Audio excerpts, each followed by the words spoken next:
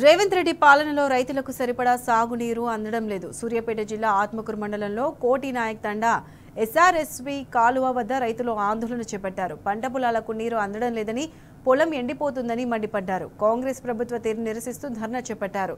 అన్నదాతల ఆందోళనతో రేవంత్ ప్రభుత్వం దిగొచ్చింది. ఇరిగేషన్ అధికారులు డిస్ట్రిబ్యూటరీ కెనాల్ ని ఓపెన్ చేశారు. దీంతో రైతులు ఆందోళన విరమించారు.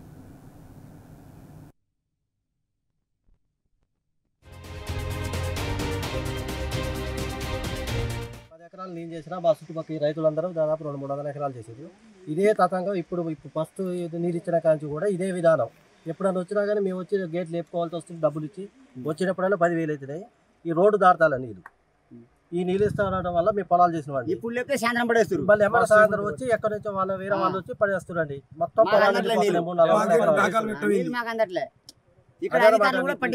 గేట్లు వాటికి 3 రోజులు నీళ్ళు రాబట్టి పూర్తిగా గేట్లు దింపారు. నీళ్ళు వాళ్ళకని మలుపుకోరండి. ఇప్పుడు మేము ఏమంటున్నాం అంటే అదే గేట్ మొత్తం వెల్డింగ్ చేసి తర్వాత క్రేన్ తెచ్చి మేము లేపినాం. వెల్డింగ్